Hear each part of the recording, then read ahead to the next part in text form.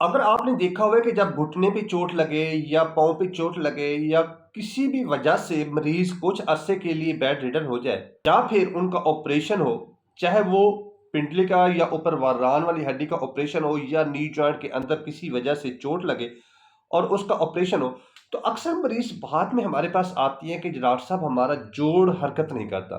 क्या आपको पता है कि ये जोड़ किस वजह से स्टिफ हो जाता है और इसकी हरकत ना होने की असल वजह क्या है?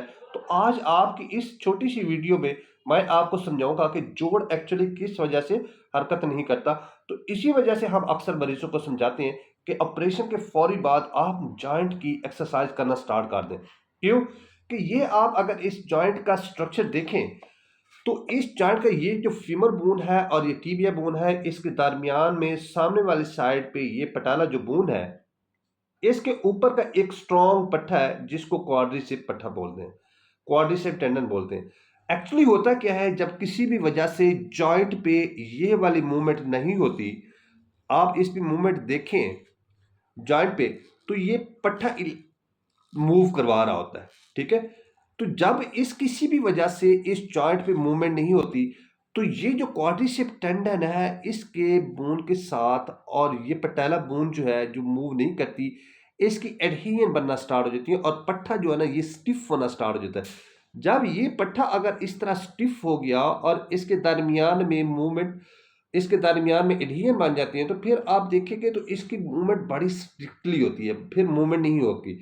क्यों मूवमेंट नहीं हो रही?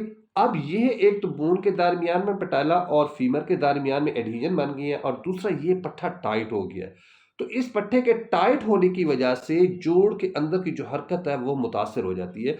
तो इसी वजह से हम मरीजों को अक्सर समझाते हैं कि जब आपका ऑपरेट हो गया है, आप एक स्पेसिफिक पीरियड तक तो हम इसको इमोबाइल रख सकते हैं, लेकिन ज़्यादा अरसे के लिए हम इसको इमोबाइल नहीं रख सकते, क्योंकि जब हम इसको इमोबाइल रखेंगे तो जॉइंट आपका स्टिफ हो जाएगा, फिर मूवमेंट करवाना हमारे लिए पॉसिबल नहीं होगा। उसके लिए फिर ऑपरेशन होता है, इसकी हम क्वाड्रिसेप्लास्टी करते हैं, इस पट्टे को काट के लंबा करते हैं और एडहेजन ब्रेक करके फिर हम इसको वो जॉइंट को मोबाइल करते हैं। तो आप अपने जॉइंट की हिफाजत करने के लिए आप डॉक्टर से मशवरा ज़रूर करें।